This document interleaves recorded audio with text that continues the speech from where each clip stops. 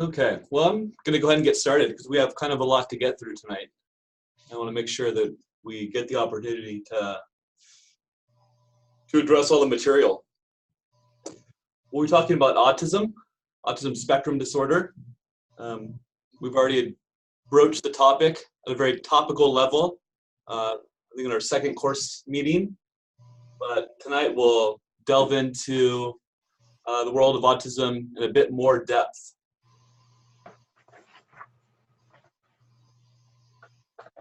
And I'll go ahead and take over the screen.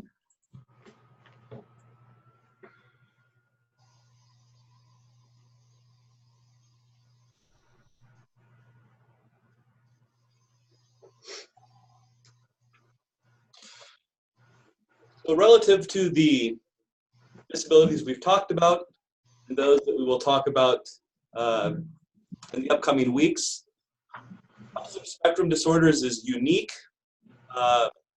mostly because it's garnered very widespread attention in a relatively short amount of time. We talked about during week 2 this concept of an autism epidemic and these dramatically increasing rates of prevalence over the last 15 or so years. Certainly that narrative has really put autism in society's, in the forefront of society's thoughts. We've seen a great proliferation of the portrayal of autism in movies. Rain Man. Has everyone seen Rain Man? This is one of the first Hollywood portrayals of autism. And, Dustin Hoffman portrayed a character who we might identify as exhibiting characteristics of classic autism. He had a savant ability. Remember, he counted cards in the casino. He was pretty good at mental calculations. There was that scene when the box fell on the floor and Raymond counted them all in 2 seconds. It portrayed the challenges with sensory experiences that some people might have when he's in that scene when he's counting cards in the casino. He kind of has a breakdown there toward the end as a result of just the boisterous environment that is a Las Vegas casino. We've seen a great proliferation of documentaries about people with autism. Has anyone seen this film, Autism in Love? No. A very touching documentary, and it basically follows 4 or 5 different people with autism and focuses on the challenges that they experience in establishing romantic relationships. A very well done film. I mentioned another documentary. At one point in time, it was available on Netflix for streaming. I'm not sure if it is anymore, but it's called Wretches and Jabberers. And it's another documentary about 2 gentlemen with autism. They were of an age such that they were not diagnosed with autism when they were young. They were institutionalized and did not receive the kind of treatment that would have, help them to become more productive members in society. At some point, they were introduced to these text-to-speech technology, and as it turns out, they were very highly and highly intelligent and articulate individuals who just did not have the capacities to express themselves verbally. It's a very, very powerful film. It really calls into, question kind of these associations that we make about, people who aren't able to express themselves verbally and their level of intelligence. Certainly with autism, a lot of people with autism are nonverbal or have very low levels of functional communication. But that just speaks in no way to their level of general intelligence. Sesame Street now has a character with autism. Is this new to anyone, or were you all familiar with this? No. You were not? Yeah, so this is Julia. Julia is the newest character on Sesame Street, and she has autism. And so it's known, they talk about her disability, and they model kind of appropriate behavior for interacting with somebody with autism. You can see here that she's covering her ears, so she's probably experiencing some kind of sensory overload. Oh. On Netflix, there's this program called Atypical, and the protagonist of this show is high functioning, has what we would call level 3 autism, formerly known as Asperger's syndrome. Temple Grandin. Did anyone see this HBO film about Temple Grandin, this biopic? Are you familiar with Temple Grandin? So Temple Grandin is a very prominent self-advocate in the field of autism, and she also grew up at a time when it wasn't common to receive an autism diagnosis. But she was able to eventually get a PhD and like really revolutionized the field of she was able to figure out ways to streamline the process for butchering cattle. So a very, very unique kind of, strange field to be interested in, but she kind of sensed things that were present in these like chutes that cattle would have to go through when they were going and being led to the, to be butchered, and was able to, completely revolutionize this industry. Certainly, I mean, we don't see a lot of portrayals of disabilities like this at such high rates as we do autism. I mean, I think schizophrenia is another example of a disability that has received a very comprehensive, treatment in film and TV.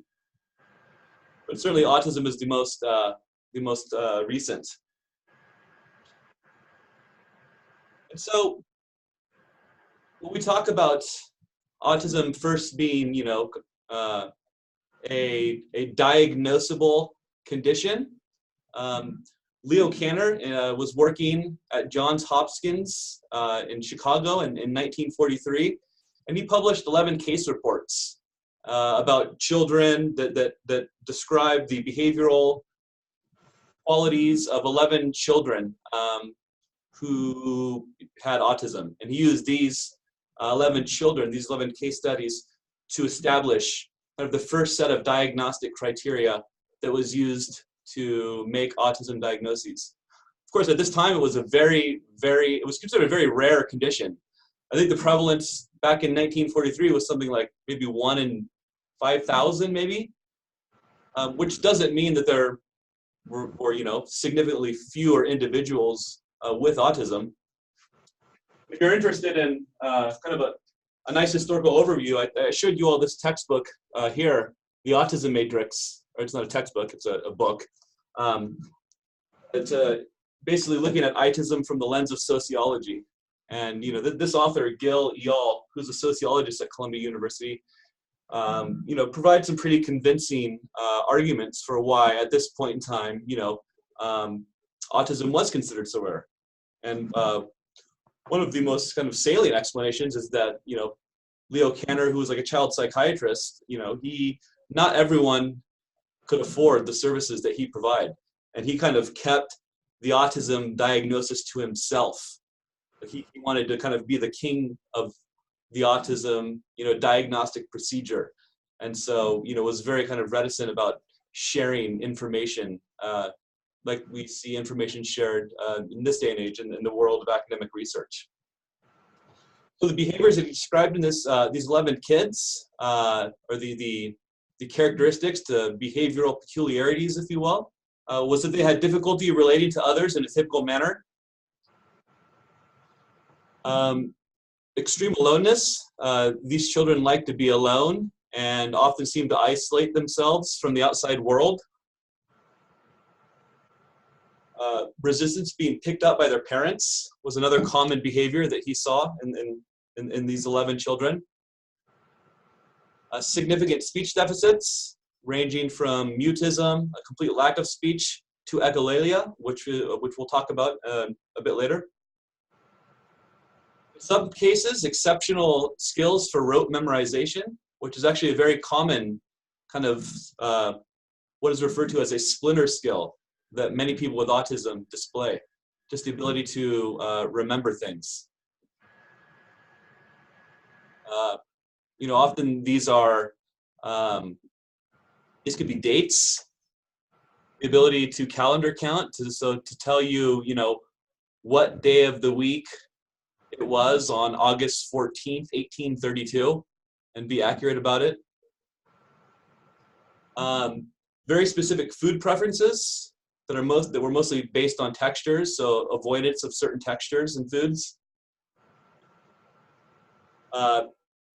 Obsessive desire for repetition and sameness, so very routine oriented, very, very structured in the way that they played with toys or, kind of went about their days. What he referred to as bizarre, repetitive behaviors, but what we would refer to today as sensory-seeking behaviors, such as rocking back and forth and spinning objects. Explosive temper tantrums, lack of imagination, and very few spontaneous behaviors in the context of typical play, but normal physical appearance. So autism is certainly considered as one of the invisible disabilities. Invisible disability meaning that you can't look at somebody and just based on their outside appearance know that the person has autism spectrum disorder. Interestingly, at about the same time in Germany, Hans Asperger also published a paper in which he provided 4 case studies on boys that were patients in a clinic that he worked in who displayed patterns of behavior and abilities that included, and to quote him, a lack of empathy, little ability to form friendships, very one-sided conversations, intense absorption and special interests, and clumsy movements. And so as you are all well aware, Asperger's syndrome is actually named after him. And this diagnosis was introduced in the DSM-4. And it came after a woman by the name of Lorna Wing, who is a very prominent early researcher from England in the field of autism. After she located this paper and had it translated into English. So very interesting. At about the same time, in 2 separate parts of the world, we have publications of descriptions of children with autism. He labeled these boys in the paper little professors because they often had very good language skills and were often highly intelligent, above average or superior in their levels of intelligence relative to the normal population. It wasn't until 1990 that autism was added to the Individuals with Disabilities Education Act as a disability category. And they, like with all disabilities covered by IDEA, autism spectrum disorders has a definition. It's referred to as a developmental disability that affects verbal and nonverbal communication and social interaction abilities, that is generally evident before age 3 and that adversely affect a child's educational performance.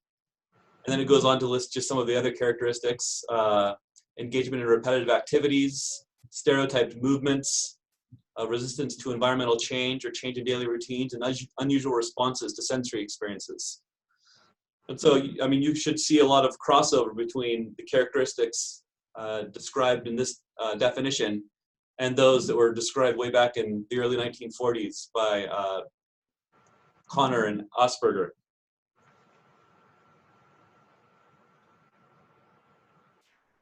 Autism does not apply if a child's educational performance is adversely affected primarily because the child has a serious emotional disturbance. So IDEA is always kind of very clear about the fact that, if we have these situations of comorbidity, well then, one disability tends to kind of take precedence over the other. In this case, a child showed both characteristics of an emotional or behavioral disorder and autism, they would likely be diagnosed or served under IDEA as having an emotional or behavioral disorder. And then the IDEA, qualifies the fact that, after age 3, a student can still be identified as having autism. And certainly when we talk about, what is now referred to as level 3 autism spectrum disorder, what was formerly referred to as Asperger's syndrome or high functioning autism, people with those disabilities, with kind of that variety of autism, tend not to really start exhibiting challenges until they get a bit older. Does anyone have a guess why that is?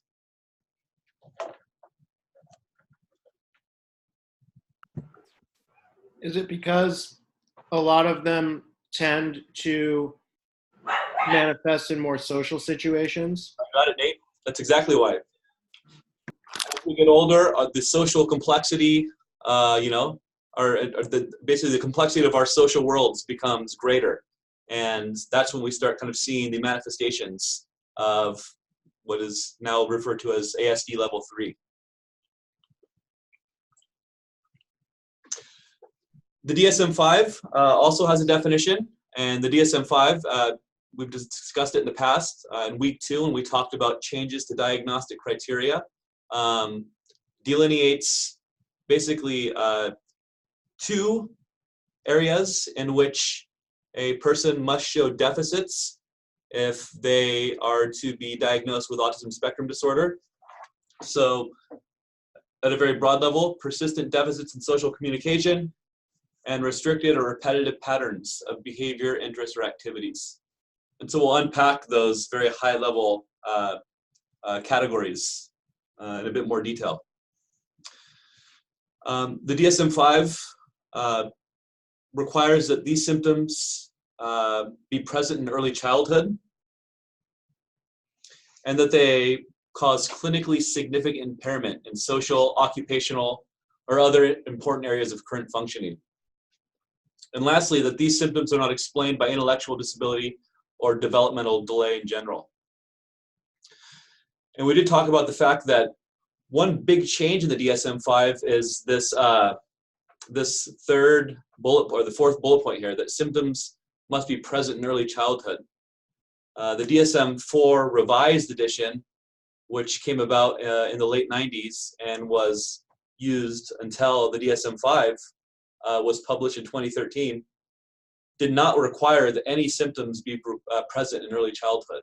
And so many adults, who were 30, 40, 50 years old in the late 90s and early 2000s were receiving diagnoses of autism. So let's talk a bit more about what are considered persistent deficits in social communication. Social emotional reciprocity, sharing interests, initiating or reacting normally to social interactions is one example of what is considered this type of deficit.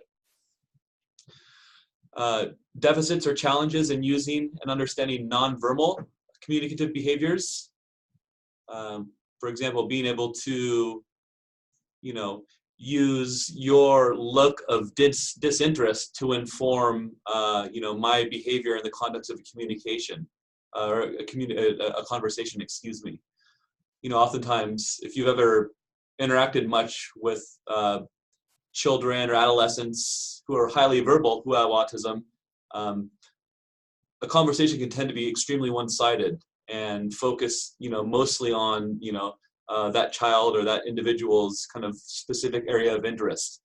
And the individual might not often kind of modify his or her behavior based on, the kind of nonverbal cues that you're giving off that might suggest, that you're losing interest in the person's, kind of informational dump, or that you would, that maybe you would like to kind of contribute to the conversation.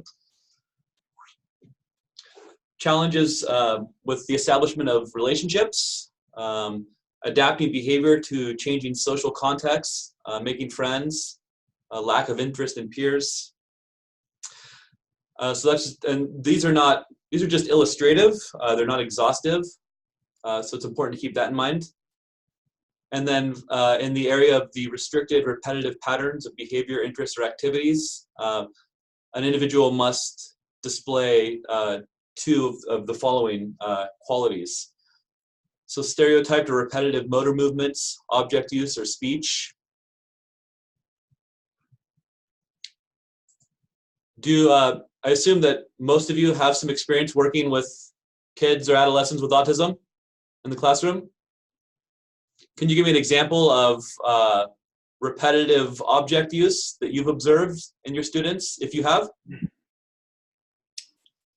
I had one kid that had straws were his favorite thing. Okay. He had a jar of straws, and he would take one out, look at it, put it back in the jar, take another one out, and that was just all day long. That was it. Mm-hmm. Yeah. How about stereotyped or repetitive motor movements? And who would go like Hand flapping. and flapping, or Very common. Yeah. Stomping of the feet. Stomping of the feet.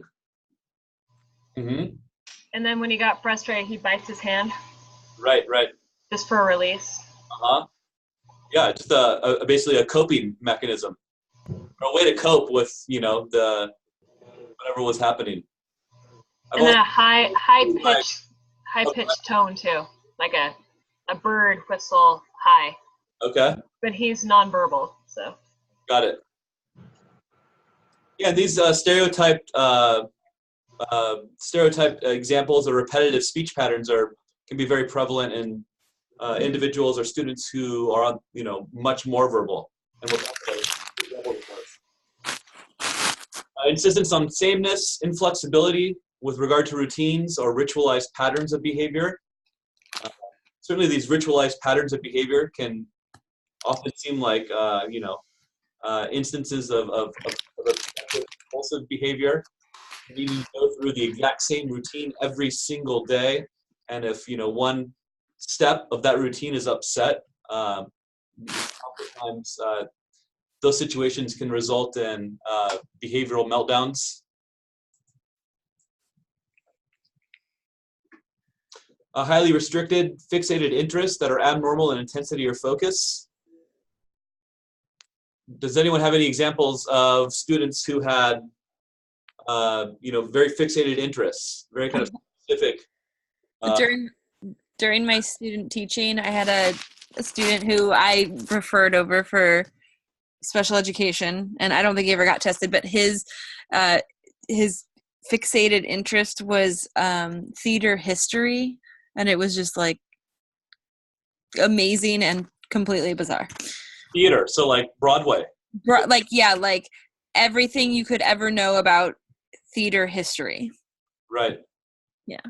Yeah. Other very common examples include like a fascination with like public transportation routes. And I think I gave you all an example of that at some point. I work with a kid who was very interested in, Pompeii and the eruption of Mount Vesuvius, like knew everything that there was to know about the eruption of that volcano. So certainly these are important points, or they're important qualities that we can use to, kind of get students motivated to kind of engage in learning opportunities, get students interested in kind of, engaging in social interaction. It can even turn into, potential areas for employment, depending on what they are. I worked with a kid who was very interested when I was doing the employment services. His interest was European automobiles, and he knew everything about a variety of different European automotive companies. And so we got him a job detailing Volkswagens at the Volkswagen dealership, which was like, to me, seemed like the perfect intersection of a decent job for a 18-year-old kid that took advantage of his like very fixated interest in European cars. But it was challenging because every time a car would come in to be detailed, he would like be so obsessed with like, talking about all of the different features that the car had and like looking at the interior and stuff that, he wouldn't just get to work on doing the job that he was supposed to do, and that's detailing the car. He actually ended up losing the job because, he just got too distracted by all of these like brand new Volkswagens coming in. That doesn't always, end up being the case, but it certainly is something that can happen when we're trying to kind of parlay these interests into potential employment opportunities. Hyper or hyporeactivity to sensory input, or unusual interest in sensory aspects of the environment. So, what does anyone know what hyperreactivity refers to?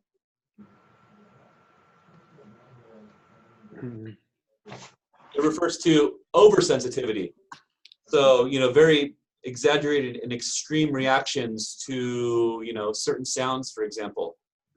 I used to work with a kid who would get very, very upset when a particular song or a particular commercial came on the radio, and it was a commercial for a mattress store in the Bay Area, and there was a train horn on it, and every time that train horn went off, I mean, it was just guaranteed that he was going to basically have a tantrum.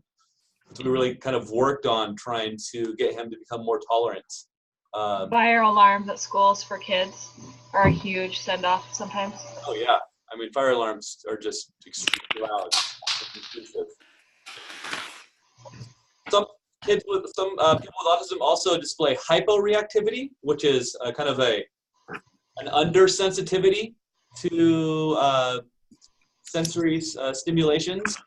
So a common example is extremely high tolerance to pain. So Colby, maybe the example that you gave, who like bites his hand extremely hard. Most people wouldn't do that because it would hurt, and so maybe this, maybe that, that student might have been experiencing hyporeactivity. That's interesting. The student that did the hand flapping, he would flap it against walls, and I was like, "You're gonna like break your hand." And she's like, "No, it feels great. It feels great." Yeah.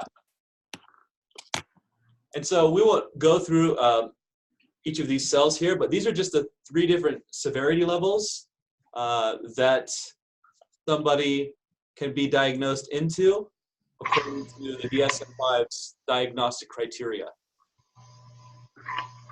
So I was actually wrong. I was referring to level 3 autism spectrum disorder as what somebody who, 15 years ago would have been diagnosed with Asperger's syndrome would be diagnosed with today. It's actually level 1.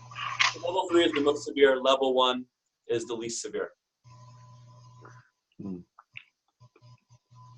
There certainly was a lot of controversy when this new DSM was published because of kind of the collapsing of all of the conditions that were formerly known as pervasive developmental disorders. They were just basically all collapsed into these 3 levels of autism spectrum disorder. So when you're talking to people nowadays, you don't say Asperger's at all, you just say level 1?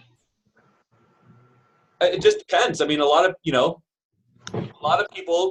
who were diagnosed with Asperger's syndrome, back in, say, 1995 or 1996, still identify with that label. But no, today, a student would never be diagnosed with Asperger's. But people still do refer to, people who do have a level 1 diagnosis as having, as maybe like being an Aspie, for example. That's like a common term, or having Asperger's. But it's just not a formal diagnostic criteria anymore.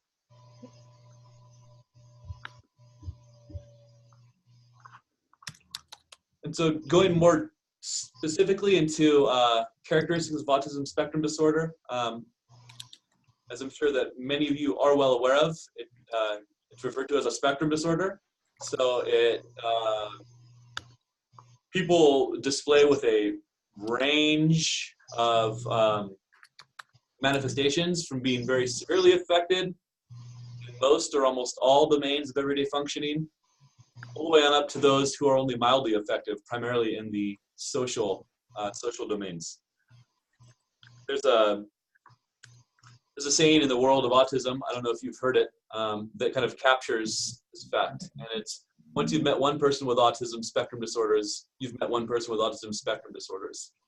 So that's referring to this fact that, what we do, we are able to, see these kind of commonalities that, span across the entire range of autism. Really kind of the degree to which they're manifest and the different combinations in which they are manifest are unique to the individual. Let's take a closer look at impaired social interactions in the world of autism. Aloofness. Parents might report that attempts to cuddle and show affection to their children are met with lack of interest by the child. So the kid just seems to just not be interested in engaging in these, very kind of typical, emotional interactions between them and their parents. Not all kids. Again, we always must remember that, even though we're talking about characteristics, it is not the case that every person with autism is going to be displaying all of these characteristics. Oftentimes, kids with autism are very affectionate and are very loving to their parents and to their family members and people they know. This one is a very common characteristic. Can I ask you a question on that? I read a document, and it's been years ago now, that when, I guess in education when autism was first coming out, that if they could catch this early and they noticed the child pushing away from parents or those type of behaviors, to force love, to force the holding, to force that it could sometimes change that. Have you heard of that before? That by forcing the child to, I don't know what word to use, like to be hugged or something like that, that it would get them out of it, but that doesn't make sense. Yeah, no, I think I have heard that, and certainly we'll talk about this character by the name of Bruno Bettelheim a bit later, and he put forth this notion that autism was caused by parents who were very cold and emotionally absent with their kids. And he coined the term, and maybe some of you have heard of it, refrigerator mothers, to describe kind of this type of parent that he often saw having kids with autism, and she was kind of emotionally distant and cold toward the child. But he had a clinic, and that was the type of therapy that they tried to do. Like, basically they tried to get these kids to establish emotional bonds with the staff members at the clinic. These were like the surrogate family members. But there's no, scientific support for that kind of treatment, kind of snapping a kid out of, this Right. autism world, as it were. Good question, though.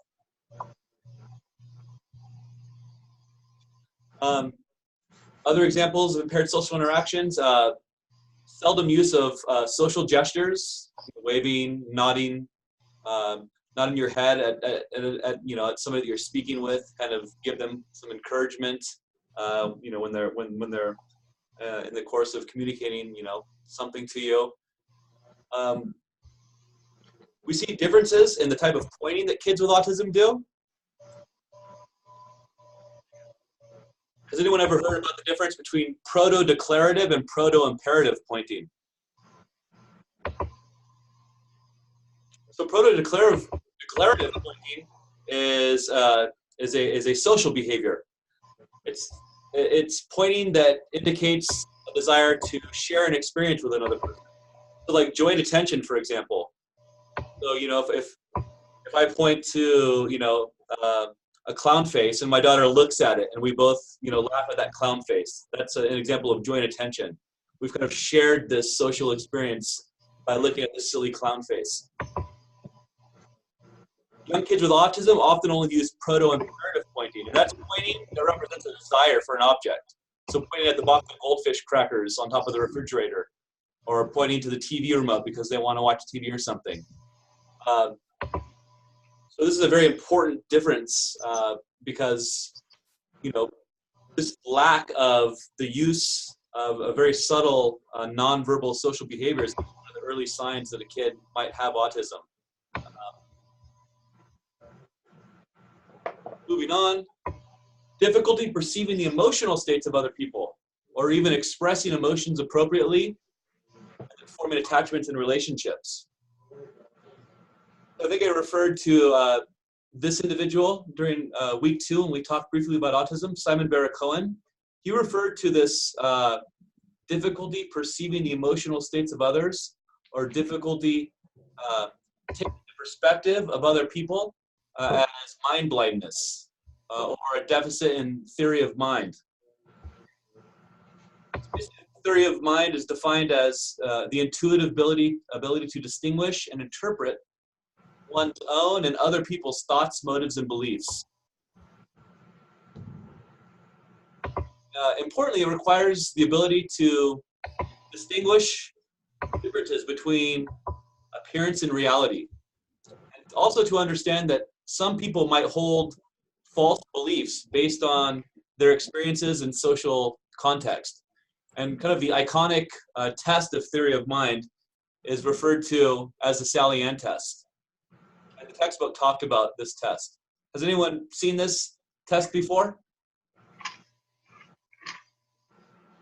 Basically, a student, somebody is presented with this little comic strip.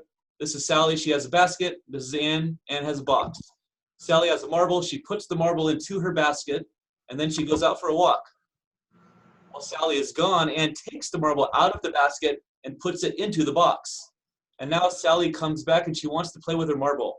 Where will Sally look for her marble? So very reliably, kids with autism will say, oh, well, Sally is going to look in the box because they know that the marble is in the box.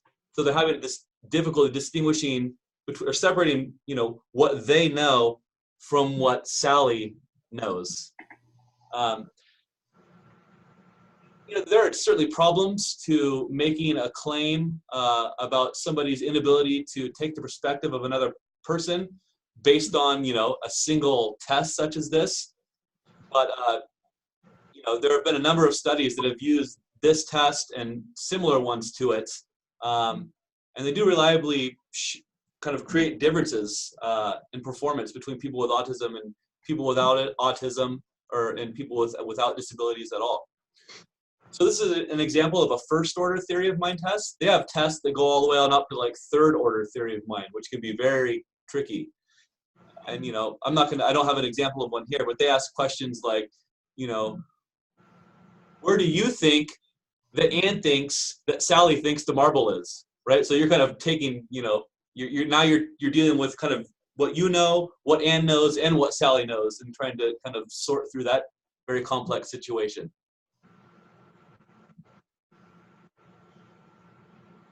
I mentioned joint attention. Again, a lack of joint attention is one of the very earliest signs, or red flags that an infant might have autism. And again, I provided an example of joint attention. Basically, when two people use gestures and gaze to share in a social event, or a social experience, I should say. So what this is doing, the function of this, is a very foundational social skill. It's essentially allowing young children and other people to interact with their shared environment kind of at the same frame of reference. And this is a kind of a critical factor for the development of language and social skills.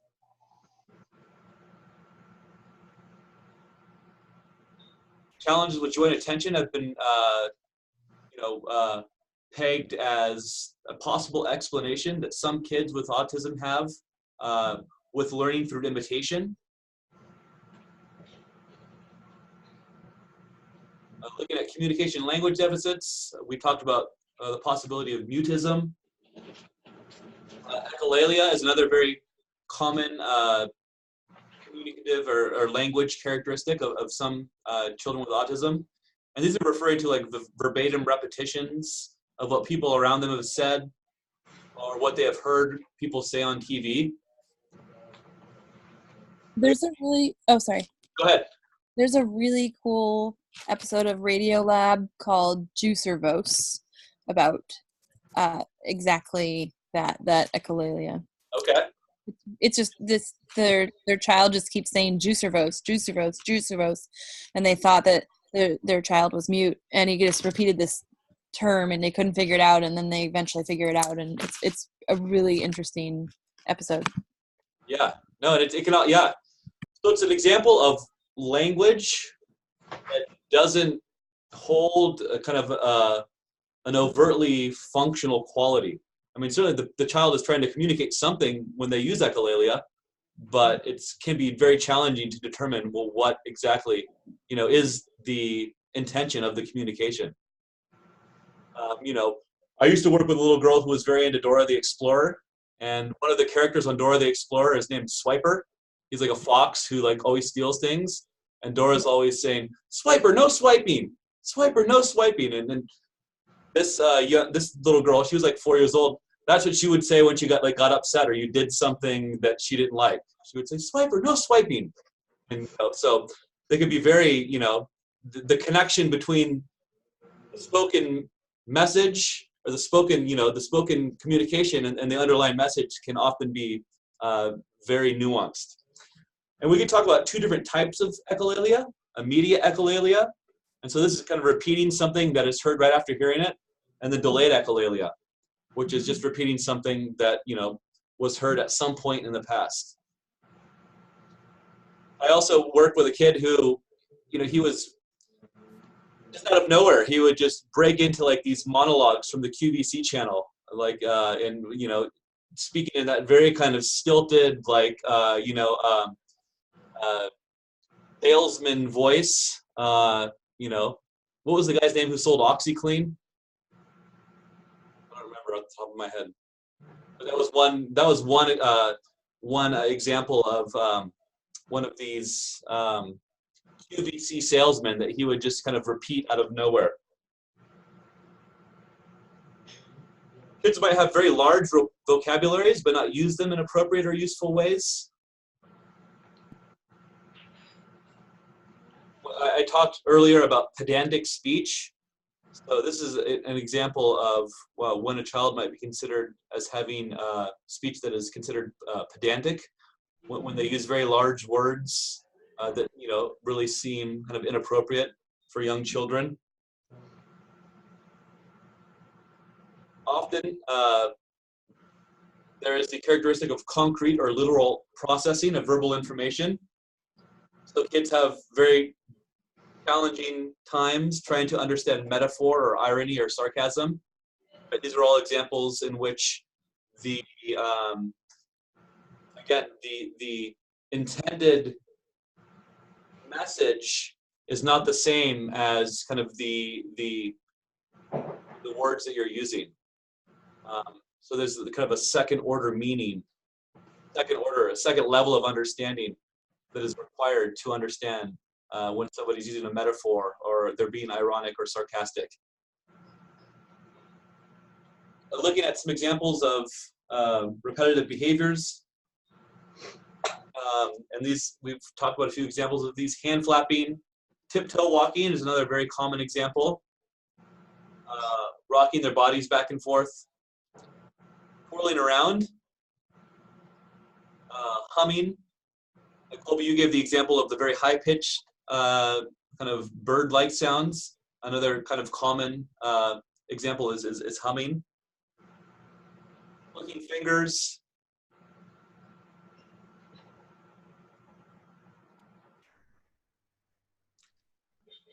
And it's important to keep in mind that we all engage in kind of these sensory-seeking behaviors. However, we as people without autism, we tend to be better at knowing when it's appropriate versus not appropriate to do it, right? We might bite our fingernails, we might chew on pens or pencils, but we're kind of better at knowing like when it is socially appropriate to do that versus when it is not socially appropriate to do so. And often we do it at far lower frequencies than are seen in people with autism. And so it used to be best practice to try to eliminate these types of behaviors when working with people with autism. But that's no longer the consensus. These behaviors are serving a functional purpose. And so really the trick is not to eliminate them, but to work on teaching when it is appropriate versus not appropriate to engage in them. Because we don't want to eliminate them because they are serving a functional purpose. And oftentimes they're to kind of help somebody kind of cope with sensory overload or to cope with a challenging or unexpected change in a routine. And so really our job as educators is to try to work on, teaching individuals with autism to kind of use them in a more socially appropriate or socially acceptable fashion. Assistance on sameness. Oftentimes kids with autism, and I saw this a lot when I was doing the in-home work with the kids that I served back in the Bay Area. They play with their toys or their cars in very specific and very routinized ways. Oftentimes, this play is not appropriate for the type of toy that it is. Here we see this kid has just kind of lined up all of his toys. And this was something that I saw often. Legos, for example, or toy cars, like kids just putting them in a big long line. And if you try, when the kid's not looking, if you reverse the order of two of the cars or two of the Legos, the kid is very quick to notice and gets very upset. Oftentimes, with cars especially, I would see kids, they wouldn't kind of push the cars around and drive them around. They would just pick the car up and turn it over and just start spinning the wheel over and over and over again and just kind of look at it very closely. They're just kind of focusing on kind of that one aspect of the toy car and not using it kind of functionally.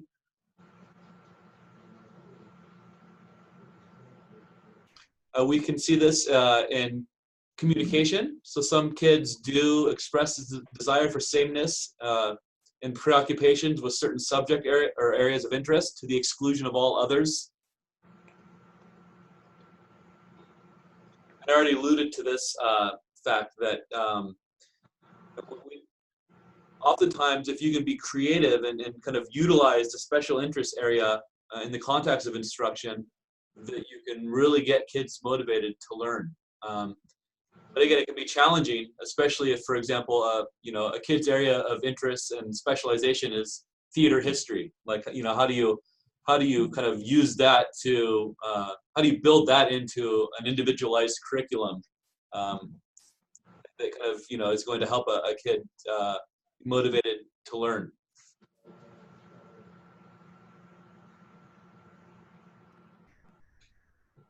And so we talked about these unusual responses to sensory stimuli.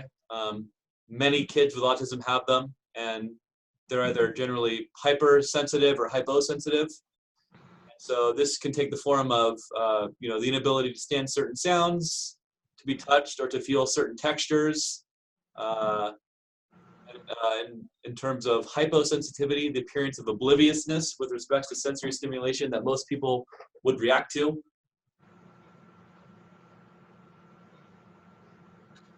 We talk about cognitive functioning. People with autism is occurring across the full range of intellectual abilities. So we have, people who are very severely impacted by autism spectrum disorders. And then we have those who are, highly, highly intelligent individuals who would have the same, diagnosis, but just differentiated based on that level, that severity specifier, level 1 versus level 3. Also in the cognitive domain, a lot of kids with autism display challenges in the executive function domain. And executive functions refer to a number of different skills or tasks. And I'm assuming that most of you have heard of executive functions. And so I will ask you, what is an example of an executive function or an ability or a skill that would be an executive function? Isn't that like, I can never remember which ones are which. Like, I don't know, organizing, is that the right one, or is that the other kind? Organization is one example of Okay, cool. executive function. Other examples include planning and goal setting. So kind of determining a goal and then planning the steps that you would need to take in order to reach that goal. It'd be very challenging for students with autism. Cognitive and behavioral flexibility. So, being able to deal with kind of, abrupt or, unexpected changes in a routine, for example. Inhibition, the ability to inhibit kind of your, what is referred to as a prependent response, kind of your initial kind of reaction, being able to kind of hold that in and kind of think about what might be a more appropriate way to respond in a given situation. Working memory is an example of an executive function. So working memory is just referring to the part of the memory in which we kind of, hold multiple sources of information simultaneously and kind of, use those multiple sources of information, for example, in the context of problem solving. Selective attention, being able to kind of, put our blinders on and be able to kind of focus on the teacher as she or he is teaching, and not be completely distracted by what's happening outside on the playground that we can see through the window.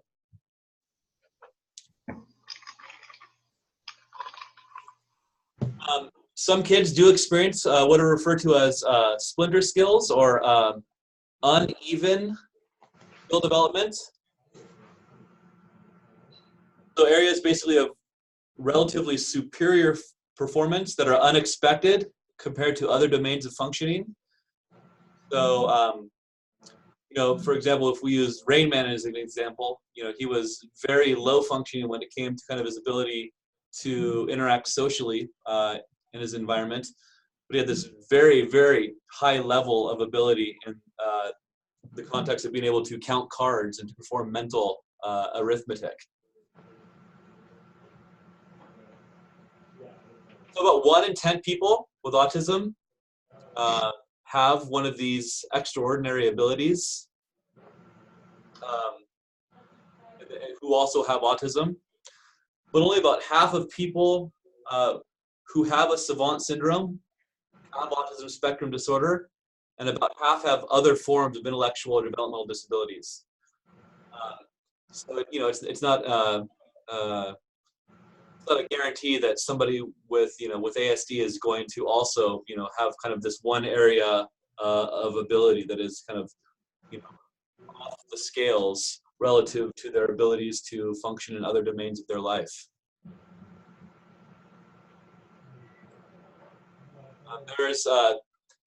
So I believe this gentleman's name is Stephen Weschler. But if you go onto YouTube and you Google, man with autism draws the city of Rome, you'll find this video. And so this guy, he has a photographic memory, and they put him in a helicopter and they flew him around the city of Rome, and he'd never been there before. And they put him in this room that had like a 20-foot canvas kind of arched all around him. And he just started in one corner and just drew the entire cityscape of Rome, like with accuracy. It's phenomenal. I mean, and this is obviously a very rare ability. And he also does, I think, like maybe New York as well. There are a few videos that show him flying around and then just kind of starting in that one corner of paper and just starting with a single building and just capturing the cityscape with fidelity. Some kids with autism exhibit over-selectivity or a tendency to really focus on kind of the minute details or features of an object rather than kind of the object as a whole. And this tendency is the core element of a neuropsychological theory referred to as weak central coherence. That was one of the early ones put forward to kind of explain the pattern of challenges that we see in people with autism spectrum disorders.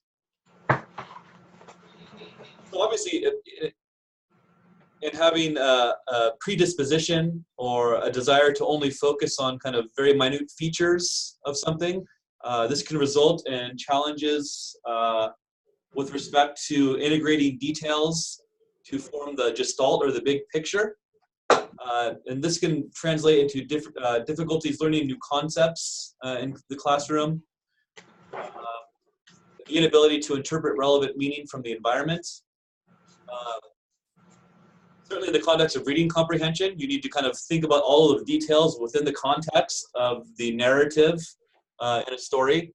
And often people with autism have a very difficult time, for example, telling you what the kind of the overall theme of a story is, or what was like the lesson that you could learn from the story, but might be very good at just kind of delineating a bunch of different details about, the characters in the story. The challenge kind of lies in kind of weaving them together into meaningful narratives.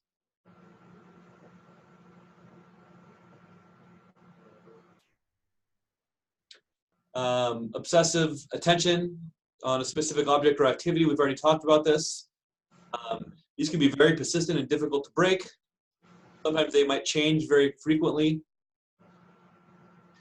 So certainly kind of this very obsessive attention or focus on specific objects or activities, again, is going to get in the way of a child's ability to kind of shift attention to other people or activities. For example, such as a child who is attempting to join play. Using that kid who was very interested in Mount Vesuvius, or the eruption of Mount Vesuvius. We would go to the park, and he was very good at kind of recruiting a group of kids to play with him. But those kids would lose interest after kind of cycling through the reenactment of the eruption of Pompeii after about 2 times. But he would just want to continue doing it.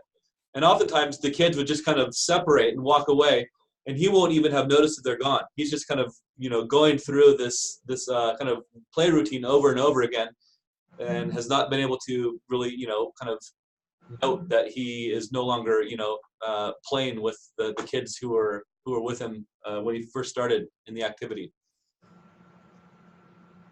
Talked about rote memory. And then lastly, challenging behavior. So certainly some kids with autism exhibit challenging behaviors, property destruction, aggression toward others, self-injurious behaviors, sleep problems, extremely narrow food preferences that are often sensory-based. Some people with autism exhibit pica. I assume that you know what pica is, having read the chapter. So the desire to eat things like dirt, or like shards of pottery, just very random, non-edible foodstuffs. Leaves. Leaves. I Yep. had one kid that would just eat leaves off of, he was picking like the arborvitae clean outside of our school. Ooh.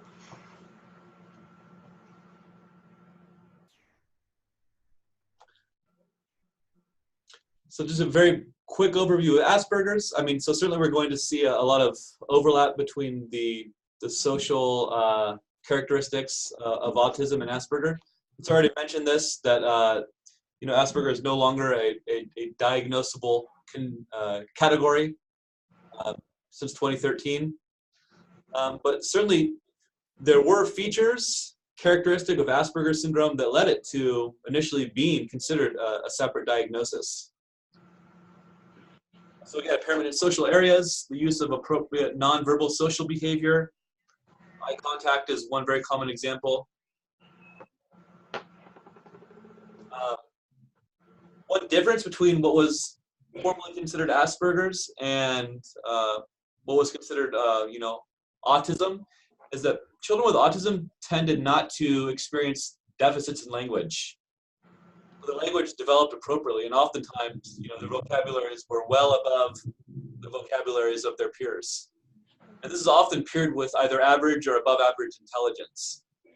For kids, and I mentioned this, I believe, last week, that especially kids with Asperger's, kind of this pairing of normal language development or advanced language development with above average or average intelligence often led to these kids kind of flying under the radar because they do very well on academics, but might be experiencing great difficulties socially. And the term high functioning autism is often used to describe children with Asperger's, and these are again just I'm going to go through each one of these. They're all examples of characteristics of autism as well. Hyperlexia is one trait that I have not talked about. You all know what hyperlexia is? The opposite of Dyslexia? dyslexia, yeah.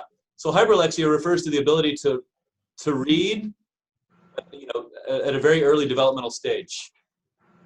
But reading with a lack of comprehension. Some of the kids with hyperlexia are very good at reading, but they are, unable to tell you what they're reading. They can't comprehend it. But it's now 6 o'clock. Okay, let's take our break and we'll jump back in at 12 after, and we'll talk about some of the positive attributes of autism. We'll talk about some of the causes, and then we'll go into educational approaches. So we'll be back here in 10 minutes.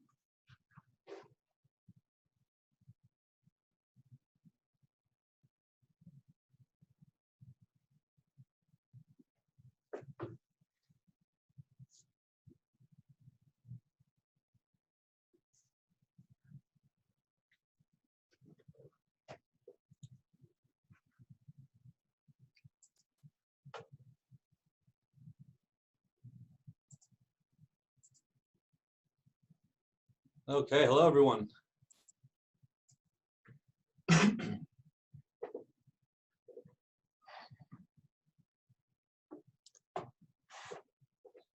So we spent a lot of time talking about the challenges that people with autism experience. But certainly, in addition to the challenges they experience, they also exhibit a number of strengths as well. Oh.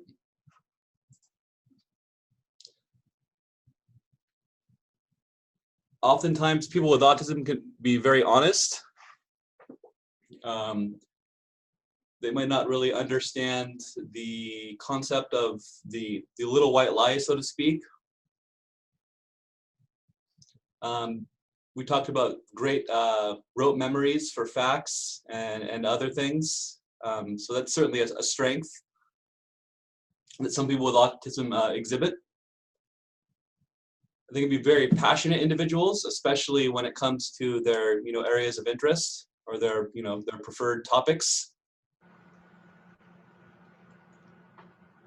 Certainly, people with autism have unique ways of perceiving the world and of processing information. And these, there's a great book called Neurotribes. If I have it here real quick.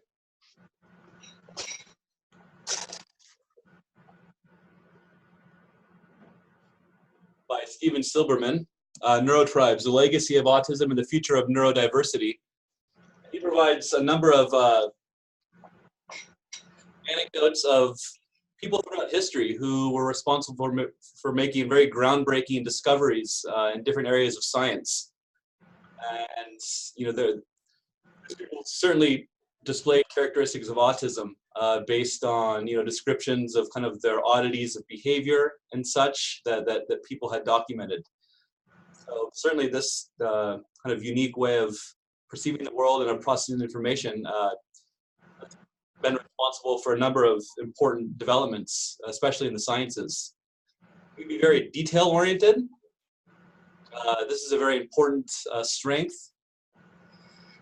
When I lived in the Bay Area, we were close to Silicon Valley, and a number of tech companies created programs, and these programs had as their goal the increase of the presence of people with autism at their companies, because people with autism were very good at, like, for example, reading through lots and lots of computer code and finding errors in it,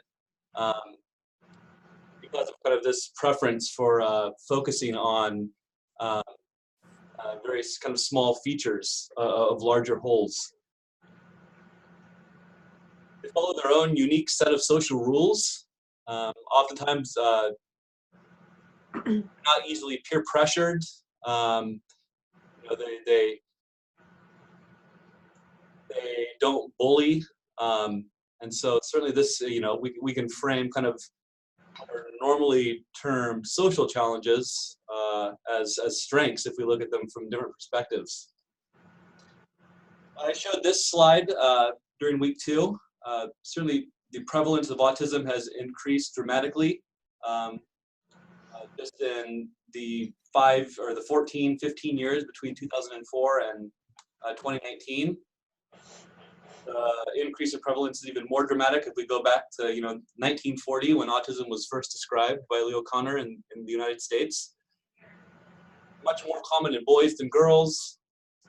Transcends all racial and ethnic and socioeconomic groups, and is the 4th largest and fastest growing disability category in special education.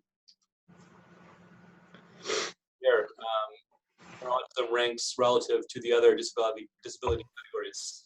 Is it also that same way across the world, or is it just in the United States? Is it also that rapid growing across with other countries? So yeah, in most westernized countries, yes. So European countries, for example, report similar rates of prevalence. Countries that don't have kind of the infrastructure, countries like Africa, for example, you don't hear about kind of these very dramatic increases in prevalence.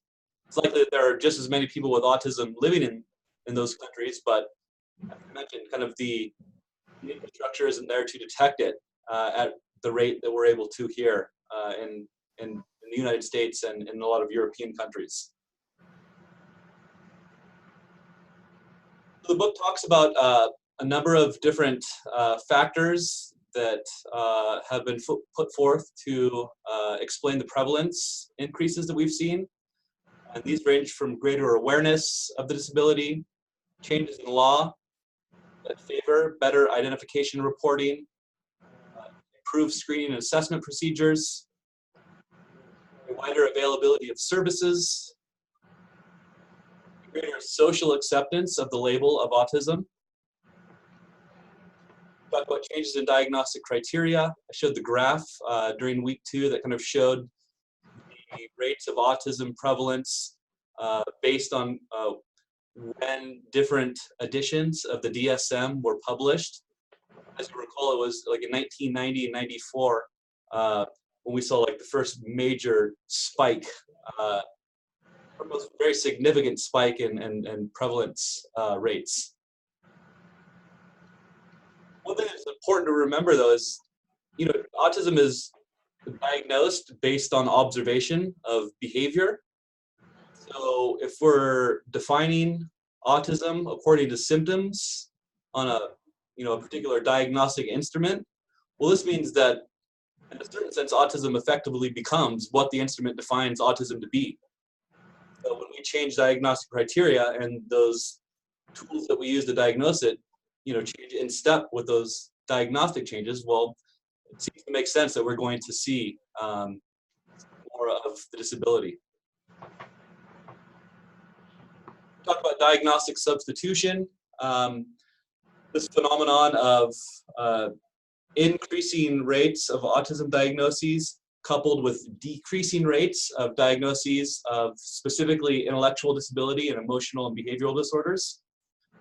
And this could have something to do with the types of services that are available to a student with autism relative to the types of services that are available to students with these other, with EBD or ID. A few, we can call these social factors for explaining the increase in prevalence rates. So looking at other potential causes, about 85% of autism cases are idiopathic, meaning that the cause of the presence of the disability is unknown. And I mentioned this fact early in its history. It was thought to be caused by uninterested or emotionally cold or emotionally distant parents who were unable to develop an emotional bond with their children. I mentioned this term refrigerator mothers, coined by Bruno Bettelheim. Of course, we now know that this is not the case. We can consider neuropathology. So basically, differences in brain between people with autism and people without autism, and not just the brain as a whole, but specific, components of the brain, specific structures. So I'm going to just show you a big list here. We don't have to go through all of these. This book here, Rethinking Autism, Variation and Complexity. It's written by a woman named Lynn Waterhouse. A very comprehensive account of all of the research, specifically research in the area of neuropathology, genetics, and environmental factors that has been conducted and been, proposed to lead to causes of autism.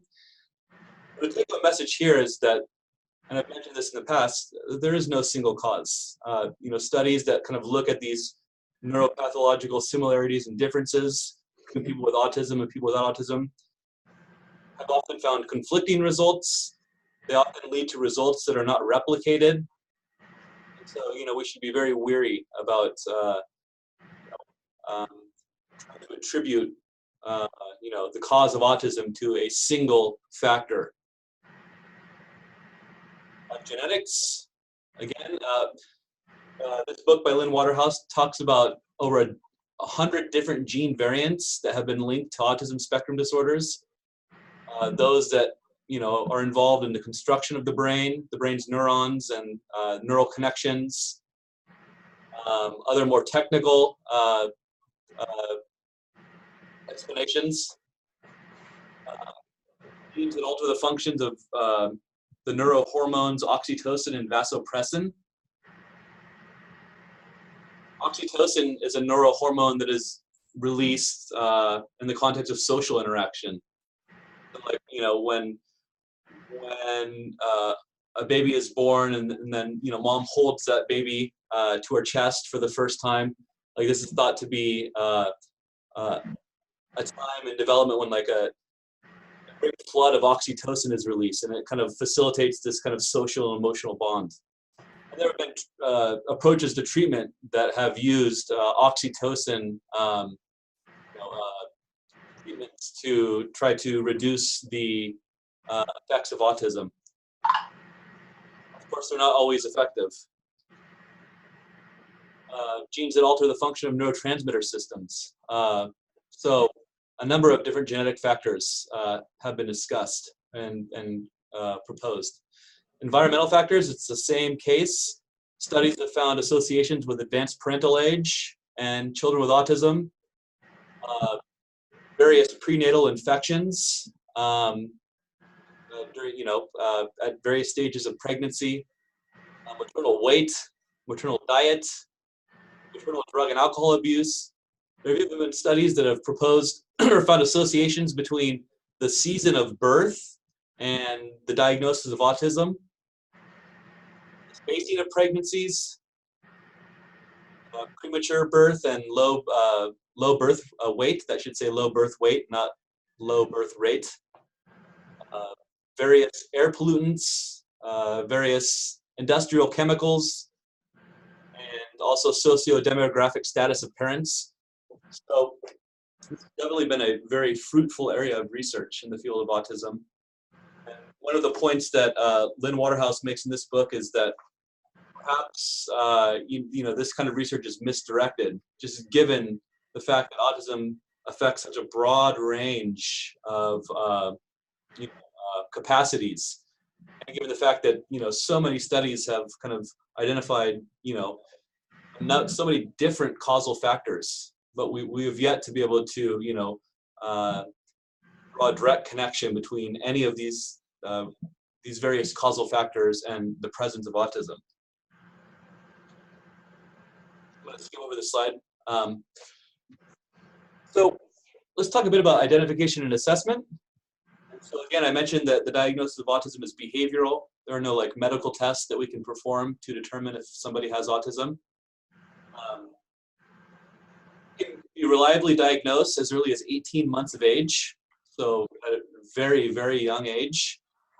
Some of the early signs of autism at this age and younger include the lack of social smiling by 6 months, no babbling or pointing or meaningful gestures by about 12 months, no one-word communications by 16 months, no two-word phrases by 24 months, poor eye contact, not showing items or sharing interests, specifically through the use of joint attention, like we already talked about, unusual attachments to a single particular toy or object, not responding to sounds or voices or a kid's name, and loss of previously acquired language or social skills at any time. Just because we see one of these factors, in a young child, obviously does not mean that the child is going to later develop autism. But certainly, if we observe multiple of these early red flags, well, it's probably a good sign that an initial screening be completed to just to really determine whether or not a full diagnostic assessment might be required. So for autism, well, early identification is critical for all disabilities. It seems to be especially critical for autism, just because there have been a number of studies that show, very strong correlations and much better, far better outcomes when autism is detected early and early intervention services begin early versus when it's detected later in life and these services begin later in that child's life. It is believed that one reason for this is because when we detect it early, we're creating an IFSP and targeting skills at a point in time when the brain is still naturally developing. So it's referred to as a time when the brain is still very plastic. And so if we can get in and start providing services when the brain is still naturally developing, well, then we are able to help these children to achieve better outcomes than when we kind of miss these critical windows for development, as would be the case if we detect it later in life and start services later in life. So the book talks about a number of different screening tools that are generally the initial step in obtaining an autism diagnosis.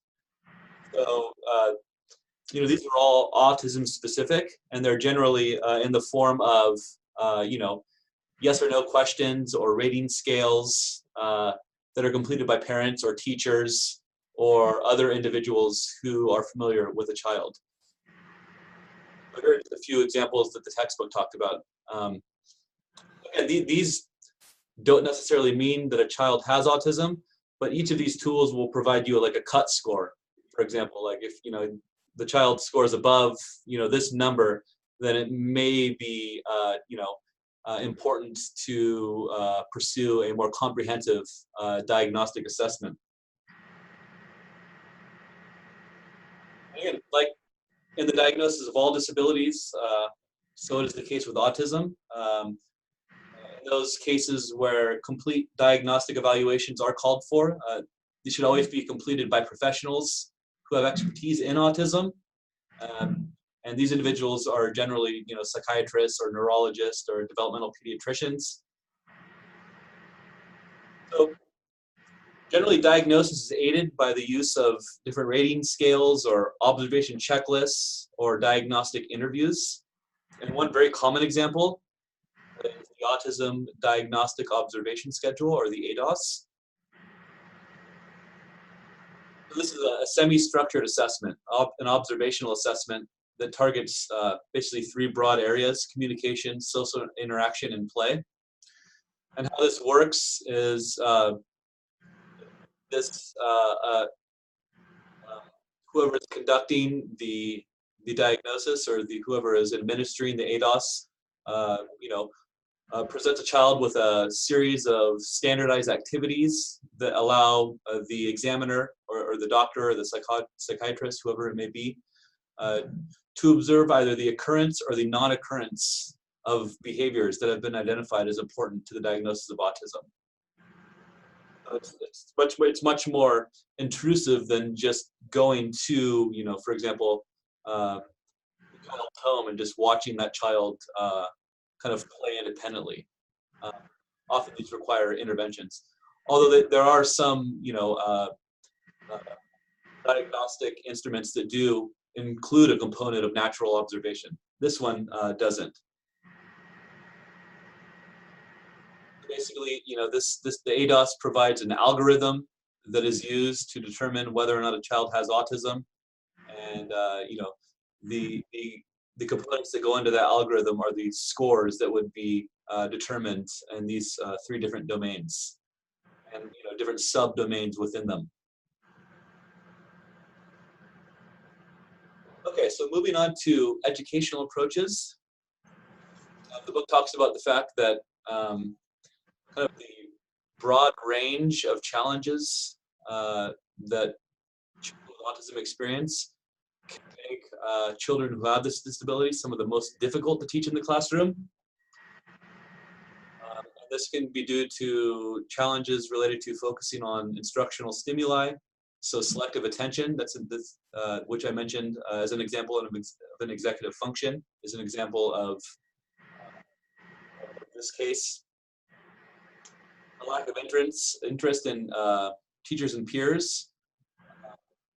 This could lead to missing out on learning opportunities, both academically and socially.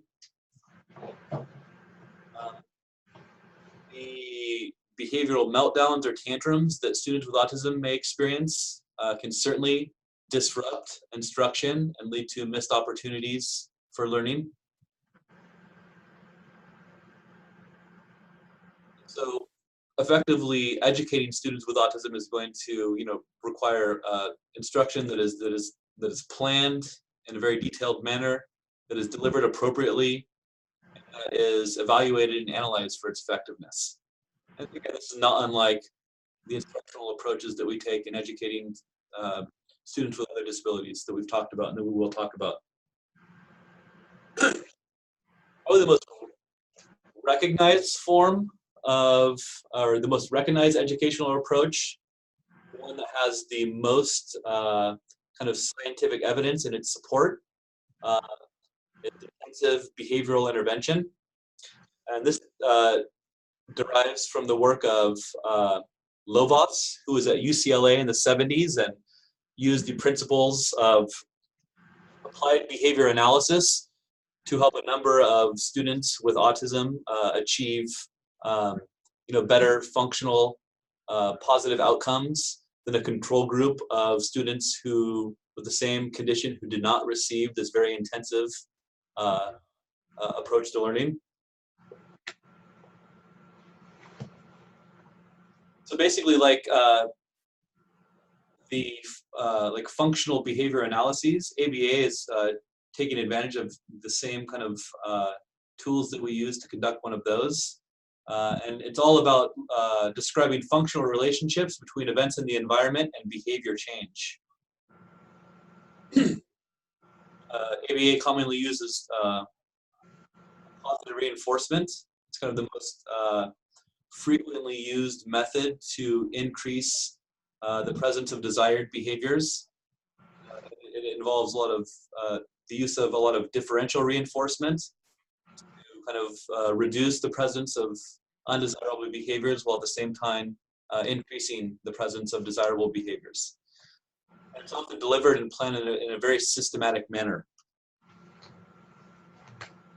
Again, while there are a number of different educational approaches out there, no other form of treatment has the amount or quality of scientific evidence documenting its effectiveness than does ABA. ABA isn't always a popular approach to teaching kids with autism. It's often criticized because it's seen as a very contrived and kind of unrealistic kind of approach to instruction. It's often because people associate what is referred to as discrete trial training as ABA. Certainly discrete trial training, which occurs in one-on-one sessions and which routinized sequences of contrived learning trials are presented as a teacher and a child sit at a table. That's an important component of ABA and can be useful. BTT is not the entirety of applied behavior analysis. In reality, the principles of applied behavior analysis can be utilized without ever, utilizing discrete trial training. However, discrete trial training is an important, skill that all teachers who work in special education should be familiar with, aware of, and know how to use with at least some degree of skill, because it can be really effective to teach skills that are otherwise very difficult to teach without it. So it uses a variety of different procedures to help kids with autism to acquire and generalize new skills, and we'll talk about a few of those. The strategies for shifting control over a student's responses, contrived stimuli, so the kind of stimuli that might be used in discrete trial training, to training in naturally occurring environments, usually naturally occurring stimuli in those environments. ABA is used to teach alternative forms of communication like PECs. Many effective teaching practices for spoken and written language are based on functional analysis of verbal behavior. And we'll recall that functional behavior analyses utilize the principles of behaviorism and applied behavior analysis. It has an important role in different peer-mediated interventions for building academic and social relationships. Reinforcement strategies that we use to increase variability in behavior. We talked about the positive reinforcement and differential reinforcement are important components that are derived from applied behavior analysis. ABA can be effective and is useful in increasing active student responding during group instruction, self-management tactics, functional assessment of challenging behavior, communication training, and different naturalistic strategies for teaching language and social skills. So obviously the principles of ABA are not completely, determined and are not completely specified by discrete trials training. DTT is just one example of an approach that utilizes ABA, but we see here that a much broader range of strategies and approaches also utilize the principles of ABA.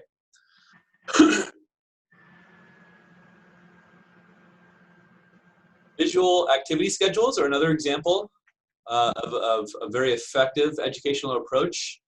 And so you see a very basic example of one here on the screen. These are just visual prompts that show a sequence of activities within a daily routine. This is another example of an approach that does have a lot of empirical support. Researchers have shown that it's that it is effective. This helps a child to be more independent. Helps a child to be kind of more autonomous and more self-determined, and that they have kind of control over kind of moving through the activities throughout the day. Certainly, they help a child, kind of cope with a new environment, going into a new classroom, and in the sense that seeing, knowing beforehand what is going to be asked of her or him, reduces the frequency of the challenging behaviors that we might see come up in the context of making transitions from less desired or desired to less desired activities. And of course, this is just a very basic example. These kind of activity schedules can be made more complex and can be effective in the context of employment instruction. So, teaching young adults with autism to perform job duties independently. It can even be used to teach social skills as well. So a very useful approach in that it can be adapted to a diverse number of situations to address a number of different skills. Another very common and evidence-based approach is the use of social stories. They're used to help students with autism learn to tolerate change, to learn how and when to use, different types of communication or different types of social interaction skills appropriately in different situations, whether it be throughout a school day or even on the job. Basically, these are stories that are explaining social situations and concepts and what the expected behaviors are of people who are involved in those situations. And the strength here is that they're visual, and we know that people with autism tend to have strengths in visual processing and visual learning. And so these approaches to this kind of educational approach is, taking advantage of kind of a strength inherent to a person who has autism, leveraging that strength to teach skills that are, often challenging to teach. So here's an example of a social story. This one talks about, kind of what you should do if you get an answer wrong. And so social stories require kind of very specific elements, and those are defined. They're on the left of your screen. So descriptive sentences, perspective sentences, directive sentences, and affirmative sentences. So this is essentially the structure that you would use in designing a social story for any type of social situation. Not including these components is an example of implementing an evidence-based practice inappropriately. The research that has been conducted that supports the effectiveness of this educational approach, utilize these different types of sentences in their social stories. So it's important that they're all involved. A variation on social stories are referred to as comic strip conversations. These are just, essentially, a means toward the same end, but they just use a comic strip format, like speech bubbles and thought bubbles, as opposed to just, text on a page. And these, again, like social stories and like, visual schedules, these can be adapted to teach a variety of different behaviors and a variety of different settings and contexts. So in the classroom, on the playground, at work, a very diverse tool that can be adapted, somewhat easily to, very specific situations.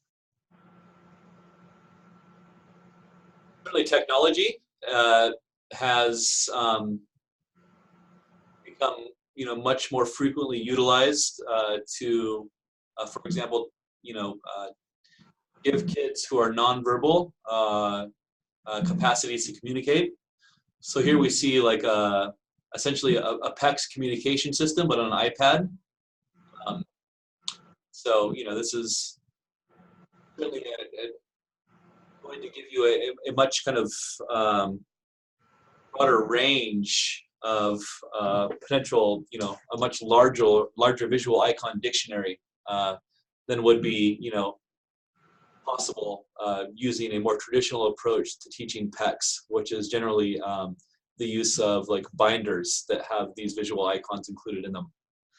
This is called the Proloquo to Go communication AAC app. There are also apps that target social skills. I have this link here. Did you all see that window pop up? No. Okay, let me just, I gotta share a different screen here.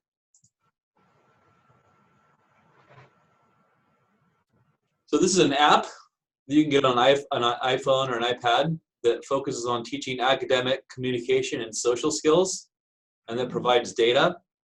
And so it's a very neat, maybe a very effective app, because students' interests, attention span, and ability level are used to generate customized lessons. So you set up a kid's individualized student profile very quickly. The activities that it includes are based on best practices in autism. It includes two-player activities that can also facilitate the development of social and communication skills. It collects data and automatically presents it visually in the form of line graphs and bar graphs. So that's always a very important component to think about if you're going to be using these kinds of technological educational approaches. Printable curriculum and collaborator accounts to help generalize skills.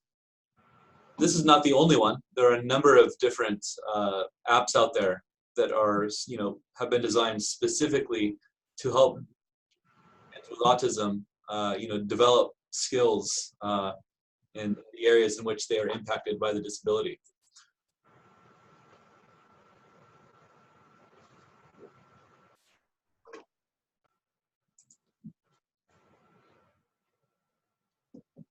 So there are certain questions that you should ask if you're considering using technology or instructional technology or educational technology, as it's often referred to as.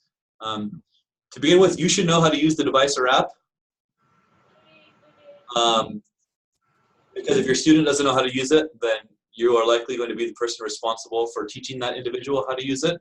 So you should be familiar with it, before For example, it's introduced in the classroom, or it's proposed as a potential instructional approach in an IEP.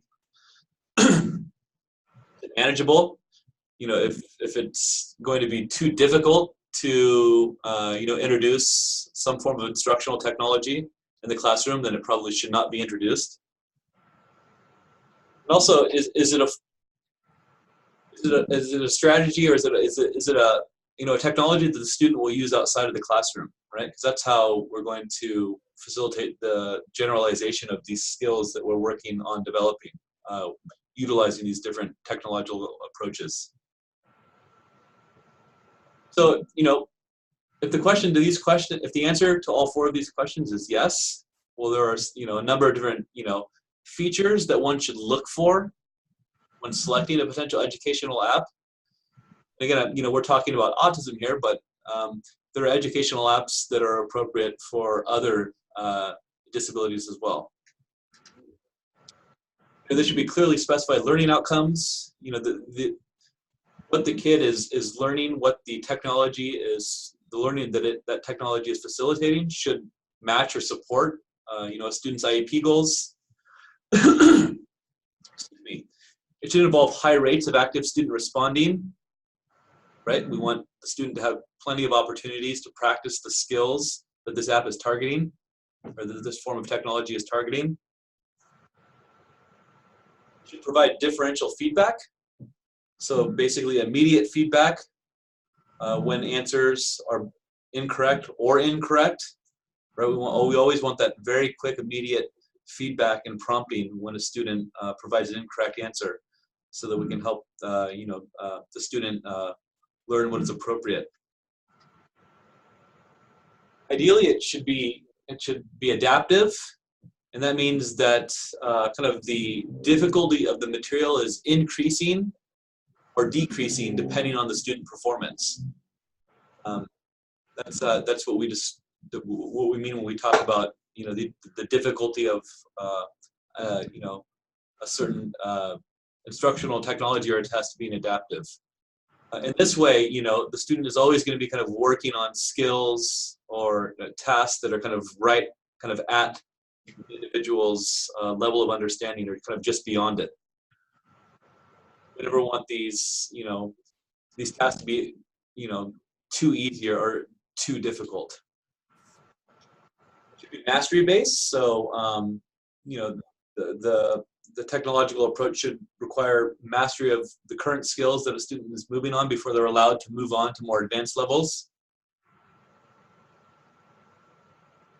Like the app that I showed you, there should be some form of data reporting, and that data reporting should, be detailed enough for you to look at it and figure out, different problem areas that you might also be targeting, in the context of other instructional activities. Lastly, the usability should be considered. Ideally, it should be easy to use, both for you and for the child.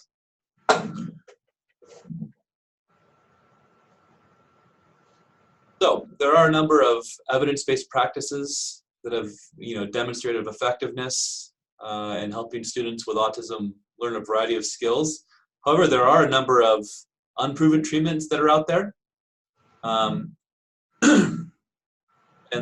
unfortunately, there are a very large number. There's been a great proliferation of treatments that have, been claimed to be, effective in treating the symptoms of autism, or effective in, teaching students with autism certain skills that really have no support, or the support that they do offer is in the form of, user or parental testimony.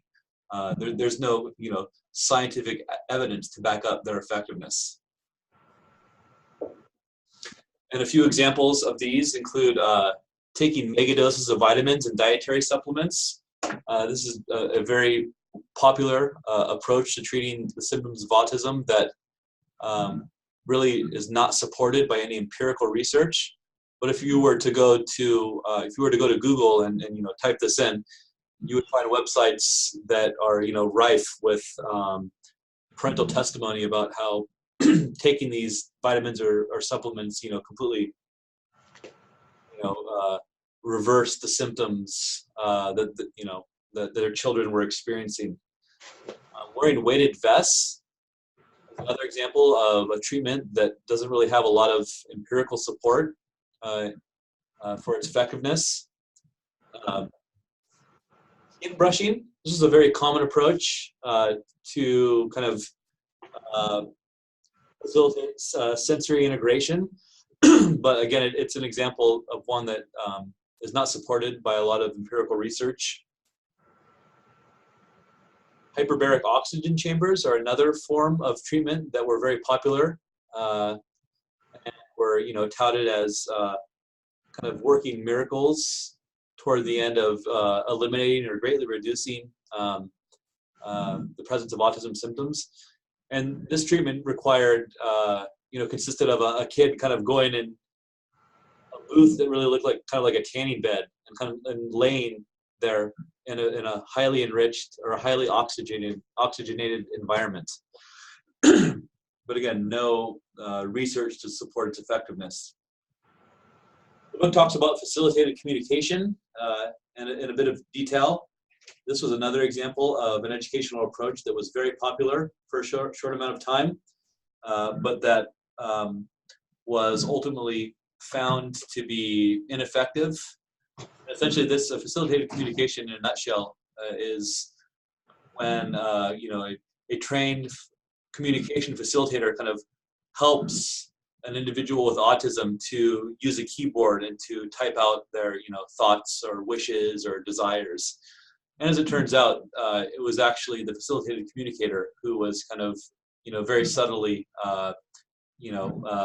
directing the student to kind of what keys to teach or to type. And so it wasn't really a genuine expression of communication on the student's part. So certainly these things are popular. Many parents are looking for anything that might help their students to overcome the challenges that autism presents. So when parents or teachers become desperate in this regard, well, they become easy targets for these unproven treatments that are often supported by testimonial or student reports of enjoyment. Certainly these are important pieces of evidence, but we should always be wary of an instructional or an educational approach that is only supported by this type of evidence. So certainly, adopting these unproven treatments often be a waste of financial resources. They can, they waste instructional time, and that we're applying a non-proven instructional approach and kind of losing out on that instructional time in those cases where it's not effective. So importantly, we should do our best to keep, remain aware and to keep abreast of developments in autism treatment research. Incredible sources that base their conclusions and recommendations on peer-reviewed science. So what I have here is a link I would like to show you, which is just that, an example of just what I was talking about. So it's the National Professional Development Center on Autism Spectrum Disorders. So the practices that are listed here are all based on very rigorous reviews of the research literature on instructional and educational approaches that are effective for students with autism. So you can actually go here and click on them. They're modules. So you can create an account and you can go through a training module and learn all about task analysis. And they take from 1.5 to 2 hours to complete. And you can actually click on these links, and kind of you can see the research that was used to provide support for the inclusion of the approaches listed on this website.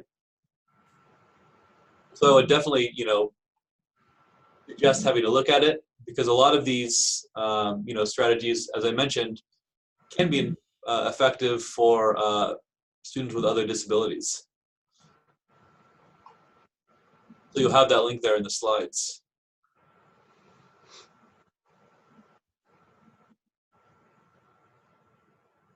Okay, so there's a few more to go here.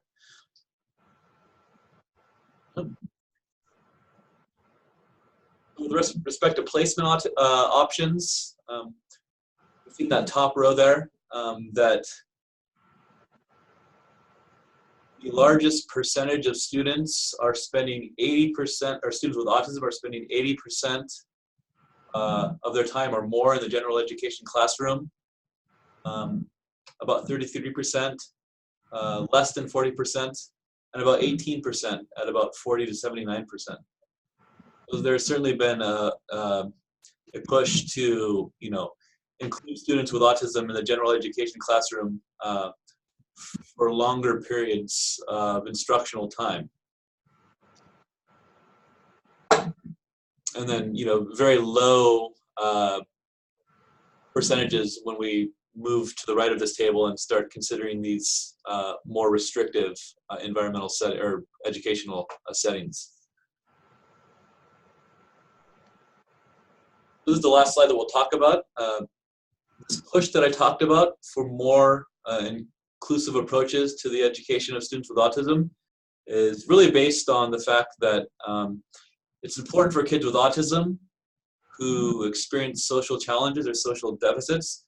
It's important they be around children who are socially competent, since this is a very important ingredient for specifically peer-mediated interventions, which is an example of an evidence-based practice, right? We want children to be around, appropriate social models, so to speak, so that they get, that they have examples of appropriate social behavior. Of course, success in the general education classroom requires a number of skills, and the textbook talks about this, a very large survey that was conducted that asked teachers to rate what are the most important skills that a student with autism would need to be successful in the gen ed classroom. Obviously, very low levels of problem behavior, the ability to participate and learn in group lessons, the ability to complete assigned tasks independently or with minimal teacher assistance, the ability to interact with peers appropriately, the ability to comply with classroom rules and follow a teacher's directions, the ability to get a teacher's attention and assistance properly. So we'll stop here, but a number of those evidence-based practices that I showed you in that website are certainly effective for working on the development of the skills that we need to be targeting for students with autism to be effective learners in general education classrooms. We're 1 minute past 7. Again, a lot of information. Are there any questions or anything about what I discussed? Okay, well, as always, I'll put these slides up on Canvas so you'll have those links if you want to explore those modules in a bit more detail. Again, I highly recommend that you have a look at them, and if you have time to go through a few of them, because I truly believe that, if you're unfamiliar with them, they'll give you just another tool for the tool belt. So thank you all, and have a good week, and I will see you all on Monday. Do we have class Monday? Oh wait, no, sorry, Monday's a holiday. That's right. Okay, just making sure. So I will see you all on Tuesday. All right, thank you. All right, bye-bye.